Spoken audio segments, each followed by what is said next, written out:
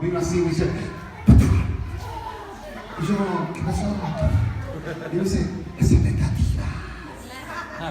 Y como que era bien, se acordó. Yo no sé si usted se acordó, pero el tema era traer algo, tener algo y decir, yo creo, y por eso hice esto.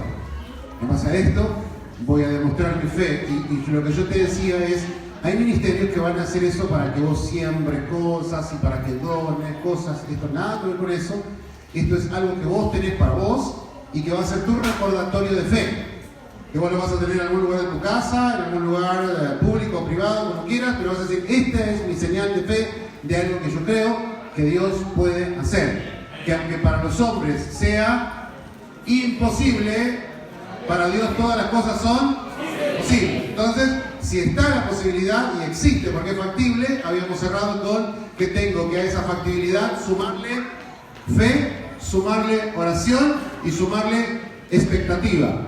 Y si eso lo combino, puedo recibir ese milagro de Dios. ¿Amén? Bien, vamos a hacerlo en un momento eso y vamos a trabajar en este capítulo 1 de nuevo de Lucas. Así que volvemos a abrir nuestras Biblias en Lucas. Y quiero que entremos en la historia a analizar. Lucas es para aquellos que les gusta estudiar o profundizar un poquito más. Tenemos 4 evangelios, de los cuales 3 tienen muchísima relación: Mateo, Marcos y Lucas. Lucas, de estos 4 evangelios que tenemos, es quizás el más analítico en su desarrollo, y de hecho cuando él empieza a escribir su evangelio dice que trabajó, que investigó, que preguntó, porque no quería escribir como Marcos. Marcos escribió así muy rápido, muy corto y sin detalles. Lucas dijo, yo quiero escribir detalles, quiero contar una historia bien detallada, bien minuciosa, y algunos de nosotros somos así. Otros quizás nos gusta que nos vengan con el tema ya, al punto, decime qué pasa, ya, quiero la verdad ya. Hay otros que nos gusta como detallar más. Yo soy de ese tipo de personas, como profesor y como predicador también trabajo de esa manera. Y vamos a mirar entonces esta historia donde Lucas nos va a contar cosas privadas de la familia, ¿sí? Imagínate que prendiste el televisor a esas 3, 4 de la tarde y hay un programa que te dice, tenemos unas noticias de una familia, un hombre llamado Zacarías que tiene un conflicto con su mujer llamada Elizabeth. Algunos de nosotros dirían, cambiar ese canal. Y otros de nosotros, ¿qué dirían? Subirlo luna. ¿Qué pasó? ¿Qué pasó en esta historia? Y Lucas nos va a contar.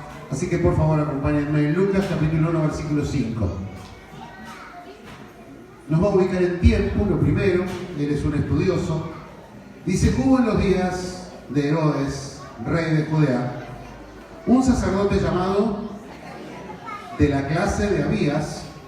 Su mujer era de las hijas de Aarón, una familia tradicional, histórica. Su nombre era Elizabeth. Lo primero que dice es interesante. Ambos eran justos delante de Dios y andaban como irreprensibles, lo tenemos, ¿sí?, en todos los mandamientos y ordenanzas del Señor. ¿Por qué hace esta introducción Lucas? Para explicar que las situaciones de conflicto no le llegan solo a la gente que comete errores en la vida.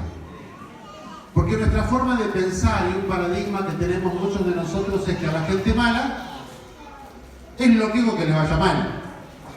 Porque son malos, porque cometen errores, porque son impíos, porque están lejos de Dios, porque viven en pecado. Entonces a ese tipo de personas les pueden suceder cosas malas o cosas feas, cosas difíciles.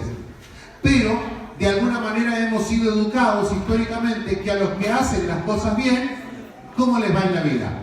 Bien. Ahora es detallista el escritor y dice, ambos eran justos, eran personas correctas, eran personas que venían de familias ministeriales, eran personas que tenían un testimonio intachable, eran personas que estaban tratando de hacer todo lo que su alcance.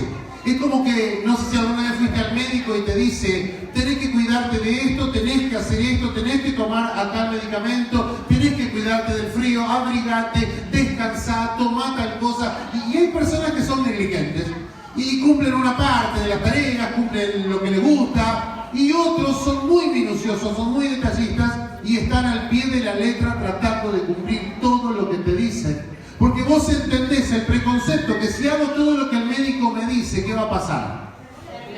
No voy a sanar, voy a estar bien. Y es lo que nos enseña la palabra, de alguna manera, en la historia también. Si cumplís todos estos mandamientos, diría Deuteronomio, todas estas bendiciones, ¿qué? Te alcanzarán, van a venir sobre ti, te van a alcanzar. Entonces entra acá el conflicto, donde ellos dicen, eran justos, eran buenas personas, eran honorables, eran responsables, dice literalmente, eran irreprensibles en todos los mandamientos y órdenes de Dios. Y llega una de esas palabras complicadas. ¿Cómo empieza el versículo siguiente? ¿Cómo empieza? La primera palabra. ¿Qué onda con los peros? Es como que algunas veces los peros te joroban la vida, ¿no? Te lo pongo claro, un ejemplo típico. Fuiste a buscar laburo. Llevaste un currículum maravilloso y te atiende uno de los encuestadores, esta gente de personal, y te dice, la verdad que su trayectoria es intachable. Sus estudios realmente superan nuestras expectativas. La trayectoria que usted tiene y la edad da con el perfil. ¿Y vos cómo vas hasta ahí? ¿Cómo va ahí? Ya lo tengo, ya. ¿Cuánto ganó? Y de repente el flaco o esa flaca te dice, pero, ¿cómo te sentís? Otro ejemplo que puede suceder, quizás te ha pasado en algún momento de la vida y a los jóvenes es muy probable que les pase. Vos le decís a ella todos tus sentimientos y ella te dice, sos un buen muchacho. Me gusta tu comportamiento en la iglesia. La verdad que tu testimonio es uno de los mejores de la iglesia.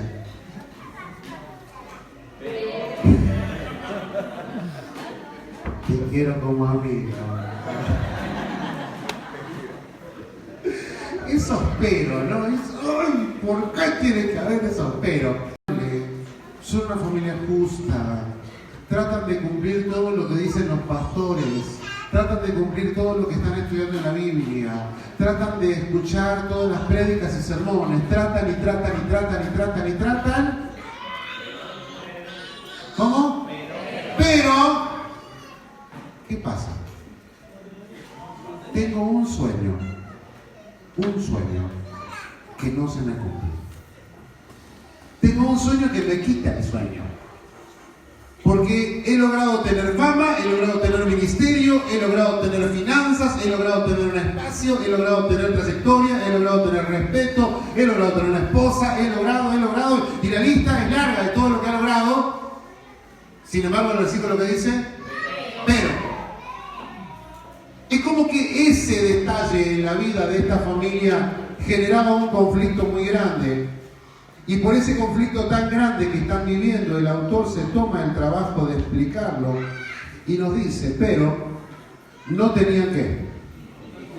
Hijo. Porque Elizabeth era estéril y ambos eran ya de edad avanzada. ¿Cómo te sentís? ¿Cómo manejas tus emociones cuando Dios no concede tus sueños? ¿Cómo manejas tus emociones cuando se tarda ese sueño?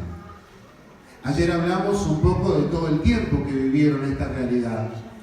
Decíamos que Elizabeth y Zacarías se habían casado muy probablemente de jovencitos, quizás alrededor de los 20 años. Y habían pasado quizás unos 30 o 40 años en este momento. Y todas sus oraciones, toda la fe que habían puesto, toda la buena conducta que habían tratado, corriendo, y siempre quería que haga, y yo trataba de hacer, porque de alguna manera ese preconcepto concepto lo tenemos todos adentro del cerebro, adentro de nuestras emociones, sentimientos. Hacé todo lo que te dicen que tenés que hacer y te va a ir bien. Y Zacarías lo hizo. Zacarías puso lo mejor de sí, era un ministro, en ningún momento dice que se quejó cuando tenía que servir, no, a pesar de que tantos años Dios no le respondió su petición, él siguió sirviendo. Y no me imagino a Zacarías sirviendo de mala onda, con una cara así como, me toca ir a ministrar, a mí, justo a mí. No da a entender eso el relato. El relato dice que le tocó a él y él fue como siempre, con el mismo corazón, con la misma expectativa, con la misma alegría, pero con ese sueño incumplido, con esa situación donde yo quiero tener un hijo. Y no sé cuál es tu sueño o cuál es ese imposible por el cual hoy vos trajiste algo. Pero venís cargando con algo que yo quiero, queremos, nos ponemos de acuerdo. Es más, hasta otro versículo bíblico entra en conflicto. Porque dice, si todos de vosotros se pusieran ¿qué? Cualquier cosa que pidieran. Así que bueno, vamos a ponernos de acuerdo. ¿Queremos lo mismo? ¿Y cuál habrá sido la oración de estos dos? Elizabeth, ¿vos querías un hijo? ¿Y qué le dijo Elizabeth? Sí. Y él le dijo, ¿y vos, gordo? ¿Y qué dijo el gordo? Sí, también. Nos ponemos de acuerdo. Y nos ponemos de acuerdo. Sin embargo, el hijo no llega. ¿Qué hacemos entonces? ¿Qué hacemos cuando Dios se tarda? Perseverar. Está perfecto. Pero ¿qué tan fácil es? Creo que no sé si conocen la canción, una canción bastante vieja que decía, esperar en ti, difícil sé que es. Mi mente dice, no es posible. No, mi mente dice no. Entonces acá entramos y dices, Dios quiere que Zacarías y Elizabeth tengan un hijo. ¿Qué pensás? Porque está lo que ellos quieren. Pero la pregunta como cristianos que tenemos que hacernos, ¿cuál es?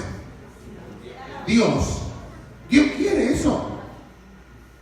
En la situación que nosotros estamos viviendo con mi esposa, que vamos a un lugar, que vamos a otro, que vamos a un país, que vamos a otro, hay gente que le dice, ¿por qué no te quedas en ese lugar? Está buenísimo, ¿verdad? Y otro, no, pero quédate acá. Y cada uno como que tira para el lado que quiere. Y nos dicen, ¿y vos, qué querés? Y como que quieren sacarnos de alguna manera de nuestra expresión, de nuestro corazón. ¿Vos qué querés? Decime qué querés. ¿Vos querés quedarte en este país? ¿O querés este país? ¿O querés estar? Y nuestra oración en todos estos meses es, Señor, decinos qué querés vos. No lo que yo quiero. Porque lo que yo quiero quizás no coincida con lo que Dios quiere. Ahora, en esta historia puntual, ¿Dios quiere que tengan un hijo o no quiere que tengan un hijo? Cuando uno va siguiendo el relato te enterás con que sí Dios quiere que tengan el hijo. Pero ahora entro en un análisis más profundo que quiero charlar. Ese hijo que vos querés tener, ¿para qué lo querés tener? Hay una respuesta que es fea y que es horrible, pero es una palabra. Que aunque te cueste aceptarla, es una palabra que de alguna manera expresa la razón por la cual vos querés eso. Vos querés algo. Creo que yo quiero tener un hijo. ¿Para quién? Para mí. Yo quiero un hijo. Yo. El ego. El deseo personal de satisfacer un vacío tuyo. Y es lo que está pasando. Quiero un hijo. Ahora, Dios dice, está genial que quieras un hijo. ¿Y para qué lo querés? ¿Y cómo para qué? ¿Para tener un hijo? Porque se supone que yo, cuando me caso, ¿qué tengo que tener? Hijo. Y yo no le pregunto a la gente, ¿para qué lo tuviste? ¿Entendés? Yo lo agarro y digo, che, ¿para qué tienes? O sea, no es lógica la pregunta. Pero de alguna manera, Dios sí tiene el derecho de hacerte la pregunta, ¿para qué querés eso? Vos estás diciendo, yo quiero una casa. Perfecto, ¿para qué la querés? Y vos como que decís, para vivir. Qué lindo, sí, para vivir. ¿Y cómo estás pensando que esa casa va a ser útil a Dios? ¿Cómo estás pensando que ese hijo va a ser útil a Dios? Yo quiero un auto, pastor, yo quiero un auto, pastor, yo quiero un auto, pastor, yo quiero un auto, pastor. Genial, ¿y para qué lo querés? Y para andar. Sí, entiendo. Pero más allá de eso es cómo ese auto va a ser funcional o útil al reino. Porque Dios no está pensando en tu capricho personal. Dios no está pensando en satisfacer tu egoísmo personal. Y con respeto, por favor, quizás alguno diga, se enojó el negro. No estoy enojado. Lo que estoy planteándote es que cuando vos y yo queremos algo y lo llevas hasta la última de las razones, generalmente la última de las razones tiene que ver con egoísmo. Yo quiero un teléfono nuevo. Yo quiero una computadora nueva. Yo quiero un auto. Yo quiero un hijo. Yo quiero una casa. Yo. ¿Para qué? Para mí. Y Dios está diciendo, perfecto, ahora bien, tenemos un desacuerdo acá porque hay propósitos diferentes. Yo quiero que tengas un hijo, Zacarías, pero no para vos. ¿Cómo no para mí? Sí, no para vos. Pero entonces, ¿va a ser mi hijo o no va a ser mi hijo? Te cuento una situación para que entiendas este proceso. Hace muchos años atrás yo no tenía dónde vivir, estaba viviendo con mi madre. No sé si alguno vivió con su madre ya de grande. ¿Alguien? ¿Sí? Huyan. Pero bueno, no había dónde ir y estaba en una situación crítica y me acuerdo que fui a un culto de esos donde realmente Dios se mueve de una manera maravillosa. Yo estaba sentado en aquel sector de la iglesia y empezamos a ministrar. Yo no cantó, empezaron los chicos a ministrar, a adorar, a todo. Y yo estaba, Señor, quiero una casa, Señor, necesito una casa, necesito una casa. Re quebrado pidiendo una casa. Y Dios me habla y me dice, te voy a dar el departamento que querés. Toda mi reacción emocional era, una casa, te voy a dar una casa. ¡Sí, te voy a dar una casa! Y cantando y saltando y todo, gloria. Tengo la casa, Dios me dijo, me va a dar la casa, tengo la casa, en mi casa y le voy a hacer este, voy a pintar, voy a poner, mi casa. Ese culto para mí fue muy especial. Después de ese momento de adoración, yo no sé por qué el pastor dijo, vamos a tener otro momento de adoración y genial, Señor. Yo dije, si en la primera me dijo que me da la casa, ahora me dice que me regala el auto, por lo menos. ¿Viste? Así que yo ya venía así, vamos a orar. Está ahí, empezamos a ministrar y siento que Dios se me para al lado y me dice, Raúl, yo te dije que te voy a dar la casa. Y yo, sí, Señor, gracias, Señor. Y me dice, ¿sabes una cosa, Raúl? No, Señor, ¿qué más tenés? ¿Qué me querés decir? Te la voy a pedir. O sea, todavía. ¿No qué? ¿No me la diste? ¿Y ya qué? No va así. No. Y entiendan, al principio del culto yo estaba así. A la mitad del culto, ¿cómo estaba? Tengo la casa. Al final del culto, ¿cómo estaba? Me pidió la casa. O sea, y todas esas emociones en un solo culto, en una sola hora, ¿sí? ¿Y cómo fue la historia?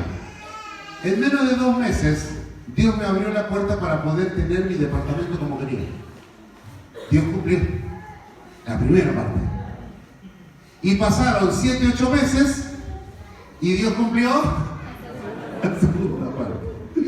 Así que yo tenía que dejar mi departamento para irme a atender una obra a otro lugar, a otra ciudad.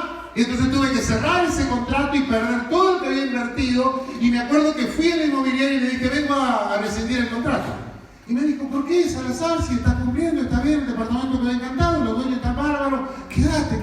Y lo miré y le dije, no me vas a entender. No me vas a entender. Y claro, el hombre me miró, un hombre de negocios, un hombre sin Dios, ¿cómo me va a entender? Dios te da y Dios te pide. ¿Cómo hace eso? No, si Dios te da, ¿qué? Te da. ¿Pero qué dice Job? Jehová dio y Jehová te pidió, te dio, dame. Y ahora yo en la vida más de una vez tuve que entender eso. Y cuando nacieron mis hijos, mis 3 hijos, yo se los presenté al Señor. Préstame la canasta, vacía la canasta, por favor. ¿Cuántos presentaron a sus hijos? No te cuento cómo fui yo, no sé cómo fuiste vos. Pero yo me acuerdo que el día que íbamos a presentar lo vestimos bonito, lo ponés bien, vos también tratás de ponerte bien, invitás a familia, amigos, porque vas a hacer qué. Vengo a presentarle al Señor, mi hijo. En otras palabras es, vengo a darle a Dios, ¿a quién? A mí. Algunos se animan a que el pastor los tenga en brazos, algunos, otros no, y ahí. Y termina la oración y oramos para que sea un siervo de Dios, para que sea un hombre de Dios, una mujer consagrada. Está, y ni bien termina la oración, vos haces... Este es mío. Este es mío. Y ni qué decirte de las mamás con los varones. Ay, me muero. Y los papás con la nena. ¿Quién te toca la nena? Acordate de las creencias y el vago ese que viene a estudiar. Y yo me acuerdo que le dije al Señor, Señor, son tuyos. Y Dios me dijo, me está mintiendo. No, Señor. Acá está la foto. Acá está, este es el pastor tal, este flaquito soy yo. Era flaco. Y el morochito este es uno de mis pibes. Acá está. Y Dios me dijo, me está mintiendo. No, no, Señor, yo no te estoy mintiendo. Y con Dios no podés pelear. O sea, me dijo, ¿me estás mintiendo? No. Y me dijo, ¿son tuyos o son míos?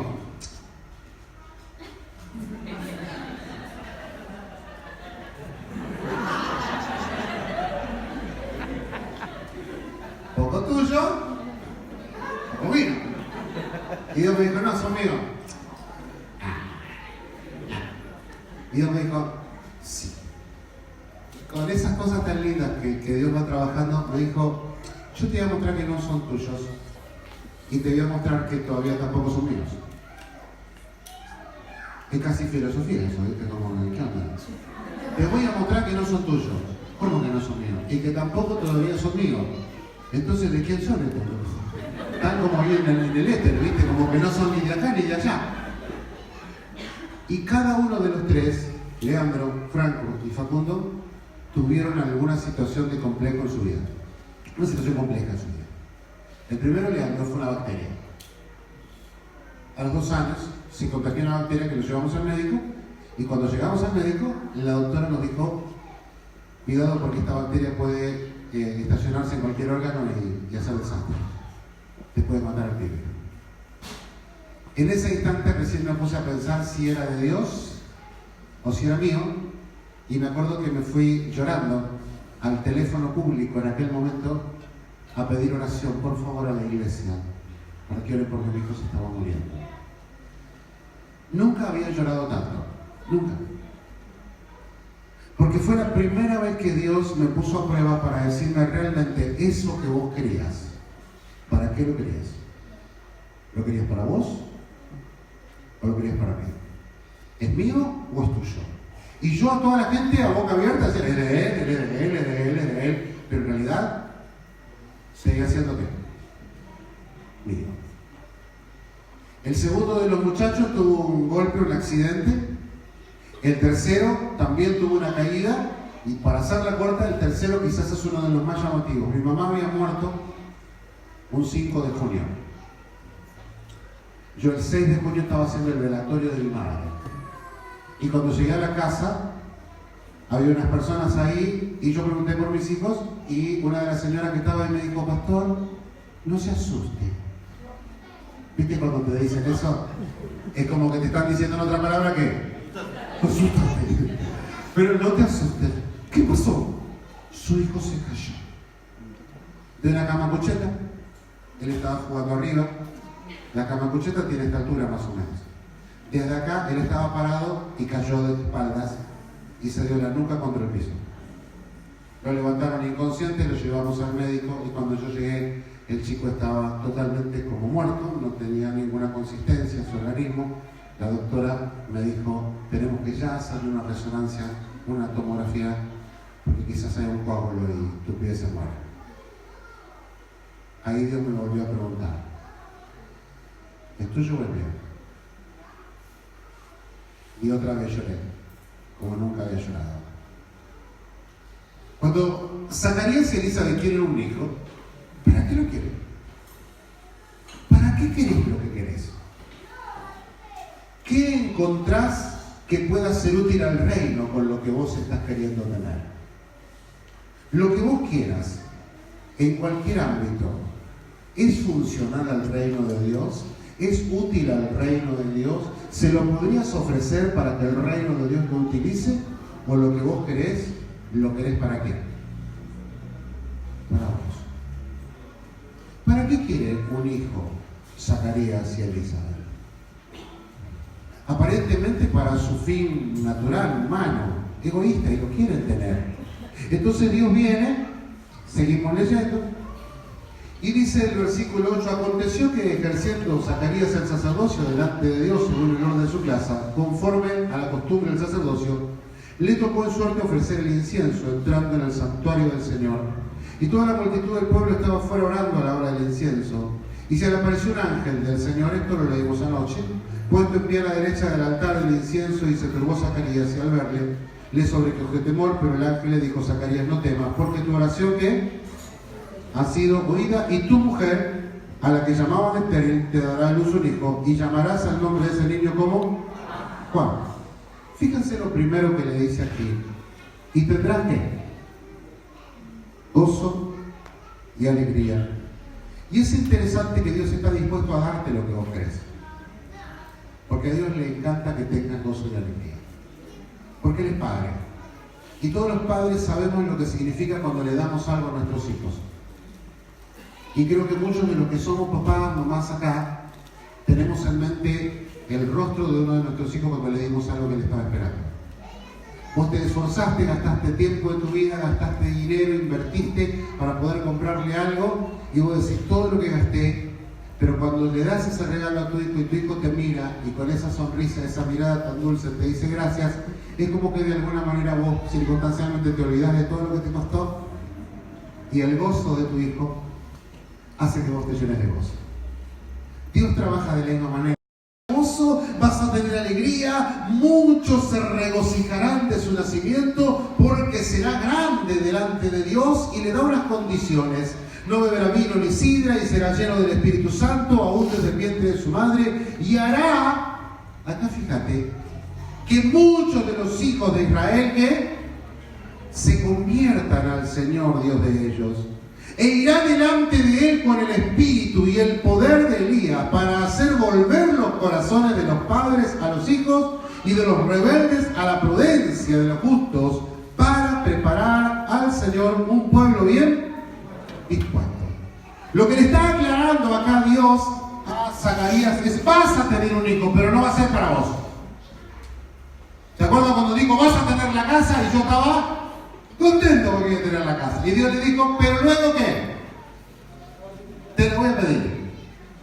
Y entonces entra en nuestro conflicto. Si lo que nos dio es nuestro, ¿por qué nos lo pide?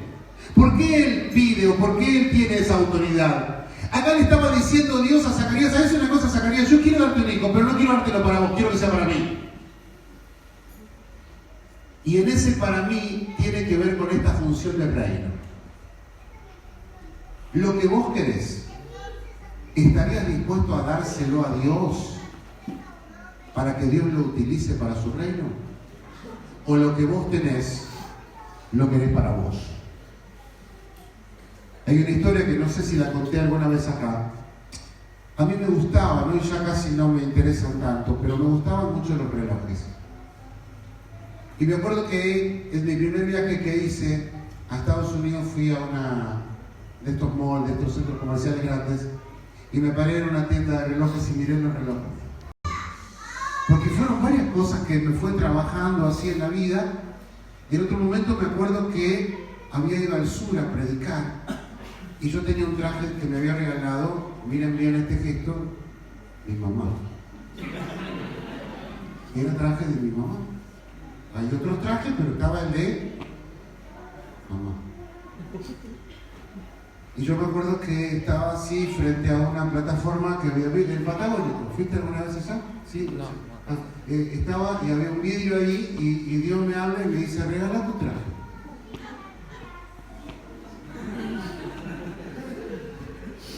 dice, pero simpático Dios, ¿viste? Así de onda me dice, pero te ajusta, ¿verdad?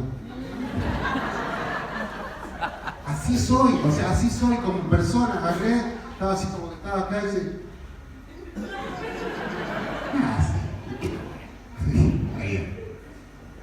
¿de qué tenía que predicar? De morir. Me acuerdo que salí del culto, me saqué el traje y llamé a un amigo, vení. Así con esta onda bien espiritual, vení. Y vino, sí, ¿qué pasa? Probate esto. El chabón se lo probó, así le quedaba. No te va, sacate. Y pasa otro, le digo, vos vení. Al otro le quedaba, ¿viste? Así, sacátelo, no te va. Y este último me dice, profe, hay un pibe que está hablando con un traje. No. Porque si este está hablando con el traje, ¿cómo le va a quedar? Mejor que a mí me quedó.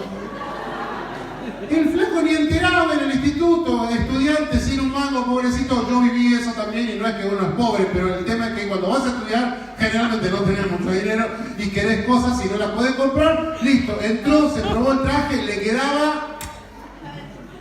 Así que yo, ándate, vi otro día. Después me lo encontré en el sur, en otra provincia, y me vino a ver con mi traje, ¿viste? El zarpado. Y me dice, no me vi. Qué lindo, negro. Pero, vení, ayúdame con esto. Vos estudiaste en Loma, vos sabés lo que es. La mayoría de los estudiantes como que no tenemos mucho dinero cuando estamos estudiando.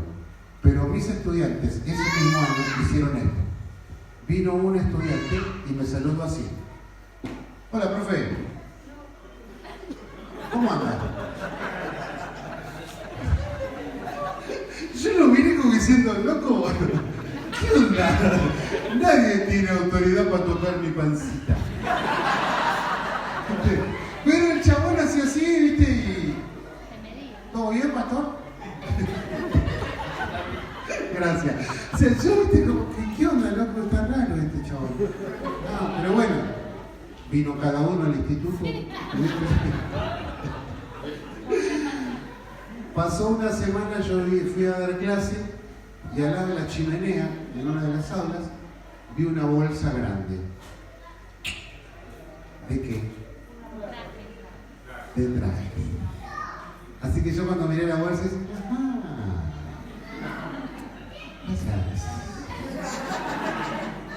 terminaron las clases ese día y los chicos me dijeron, profe, hace tiempo que Dios nos puso en el corazón de hacer algo por usted. No es muy común y yo trabajé 24 años ahí, fui estudiante 4 años y no me enteraba que esto pasaba todas las semanas, todos los meses. Y los chicos dijeron, queremos regalarle ¿qué? Un traje. Ahora, cuando pienso en esto, Dios le digo, yo quiero que tengas gozo y quiero que tengas alegría. Pero ¿sabes una cosa, Zacarías? Ese hijo no va a ser tuyo. Ese hijo va a ser mío. Porque yo te lo voy a dar por un tiempito. Pero luego ese hijo va a ser quien va a preparar el camino para el Señor. Y si alguno conoce la historia, yo ya no me quiero extender demasiado, pero dice uno de los pasajes, uno de los versículos, vamos solo al último de Lucas 1. Lucas 1, el último versículo. Está hablando de Juan el Bautista, que ya nació. Y dice el versículo 80, Lucas 1, 80. Si usted lo tiene, me acompaña, si no va a aparecer seguro ahí en pantalla. Dice, y el niño crecía y se fortalecía en espíritu. Y estuvo en lugares desiertos hasta el día de su manifestación a Israel. O sea, que Dios les dio el hijo a ellos, pero con una función. Que ese hijo no solo traiga gozo y alegría a la familia, sino que ese hijo iba a tener una función en el reino. Entonces lo que yo quiero hoy que puedas entender es cómo podés combinar tu anhelo, tu sueño, con visión de reino. quiero un hijo. Nosotros oramos con Keren por una hija. Y muchas veces nos pusimos a pensar, ¿para qué queremos la hija? ¿Por qué queremos una hija? Y empezamos a pensar en cómo prepararíamos a nuestra hija para Dios. ¿Cómo ofrendaríamos nuestra hija para Dios? Cuando usted dice, yo quisiera tener tal cosa, perfecto, bendigo ese sueño y vamos a orar por ese sueño. Pero ¿cómo combino ese sueño con la visión de Dios, con el proyecto de Dios? Dios dice, yo quiero, Zacarías, que tengas un hijo, pero no para vos y para tu capricho y tu egoísmo. Yo quiero que tengas un hijo en función del reino. Entonces Zacarías dice, ok, está bien, entonces va a ser en función del reino. Si me das el hijo, yo te lo doy. Y pasaron unos años y Dios lo llamó a Juan. Juan empezó el ministerio. El ministerio de Juan no duró muchísimos años, duró muy poco tiempo. Y una vez que cumplió el ministerio, viene una parte dramática. Porque una vez que cumplió el ministerio, Juan el Bautista, lo encerraron. Cuando lo encerraron, él mandó a avisar ¿a quién? A Jesús, porque era su primo. Y él humanamente, Juan pensó, a mí me encerraron, pero yo soy primo del hijo ¿de quién? De Dios. Entonces le vamos a mandar un WhatsApp a Jesús y Jesús va a decir que liberen. Y ya está, porque yo estoy bien conectado con él. ¿Y qué dijo Jesús? No dijo nada. Que siga en la cárcel. Y después de estar en la cárcel, Dios permitió algo dramático. Porque Juan murió. Pero quiero que pienses esto, cumplió el propósito. No el propósito egoísta de los padres, sino el propósito de Dios. Amén. Y cuando vos pensás en función del reino, Dios entonces es capaz de darte lo que le pidas. Porque vos no estás pensando en vos. Estás pensando en función del reino. Termino con una historia que a mí me impactó en uno de los libros que estudié y que compartí con mis alumnos. Una historia de misiones. Una mamá, madre de 3 hijos varones, recibió de parte de uno de sus hijos esta propuesta: mamá, Dios me llamó a la obra misionera. Y la mamá peleó con ese argumento, porque yo quiero tenerte, pero al final terminó aceptando que el hijo se iba a la obra misionera. Y se fue a uno de estos países donde se persigue a la iglesia. Tomaron prisionero a su hijo. Lo torturaron y lo mataron. Le quedaban 2 hijos. Y para sorpresa de esa madre, los 2 hijos fueron también llamados a la obra misionera. Entonces, se fue el primero. También lo tomaron prisionero por predicar de Cristo. Y murió. Vos en algún momento estás esperando que la historia cambie.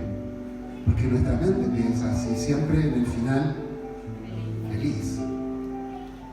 El tercero de sus hijos le dijo: mamá, mis 2 hermanos entregaron su vida por Cristo y yo quiero hacer lo mismo. Nos enseñaste que no tenemos que tener miedo a morir si lo hacemos por Él. Y fue a la obra misionera y también murió. Le hicieron una entrevista a la madre sobre qué pensaba de esta situación. ¿Cómo te sentís al haber tenido 3 hijos? ¿Haberle dado a tus hijos a Dios? Y que tus 3 hijos mueran. El periodista, yo no sé si lo hizo con una doble intención, pero la pregunta era muy completa. Pero la respuesta de la madre fue muy llamativa. La mujer dijo: qué pena me da haber tenido solo 3 hijos. El periodista se quedó pensando, como tratando de leer, y dijo: claro, ella está diciendo que hubiera querido tener más porque 3 se le murieron, entonces se quería quedar con nosotros. La mujer leyó de alguna manera esto que estaba interpretando el periodista y le dijo: no, yo no estoy pensando en mí. Me da pena solo haberle podido dar 3 hijos a Dios. Hubiera querido darle más. Porque todo lo que tengo es de Él. Mis hijos son de Dios. siempre fueron de Dios. Eso que estás pidiéndole a Dios, ¿querés que sea tuyo o querés que sea de Dios? Porque si vos entendés los beneficios en que sea de Dios, no hay duda que Dios te lo va a dar. No hay duda. Cada vez que le pedí algo a Dios relacionado con el reino de Dios, ahí estuvo la gracia para traer lo que le pedíamos. Por eso yo hablaba de las expectativas. Y no sé quién preparó. Si preparaste tus expectativas. Vamos a hacer de cuenta esta noche, y no lo vas a dejar acá, simplemente es un simbolismo, pero vamos a hacer de cuenta que venimos a presentar a nuestro hijo y lo traemos al altar y lo dejamos por un instante acá y vamos a orar en un momento por eso. Y le vamos a decir, Señor, esa es la señal que yo establezco en mi fe para creer que lo que te estoy pidiendo lo vas a hacer. Pero quiero decirte, Señor, que cuando me des eso no va a ser mío. ¿De qué pasa? ¿De qué pasa? Va a ser de Dios. Va a ser tuyo. Y cuando me lo pidas o cuando lo necesites,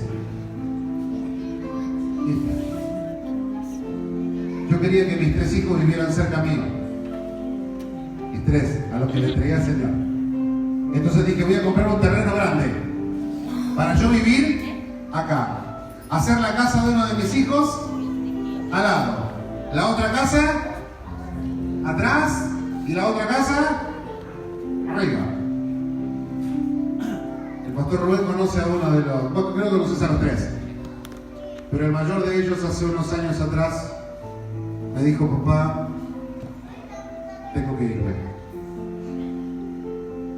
Y era Dios diciéndome, ¿de quién es tu hijo?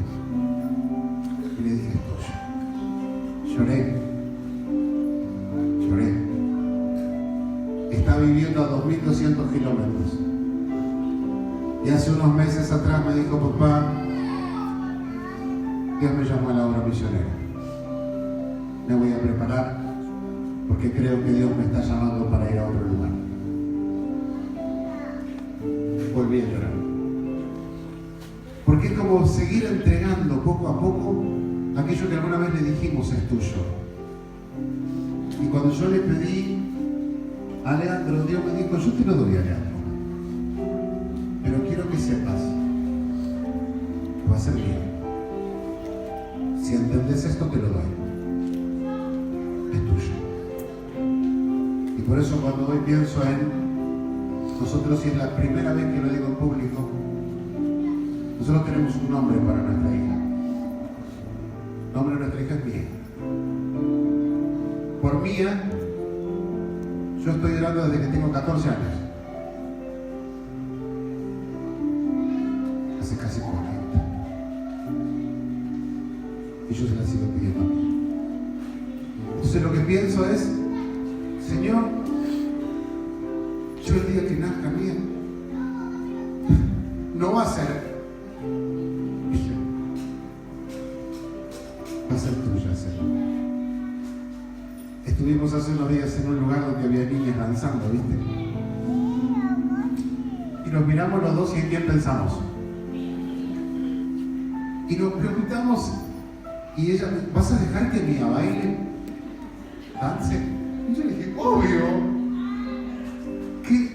¿Qué más queremos que lo que le pedimos sea de Él?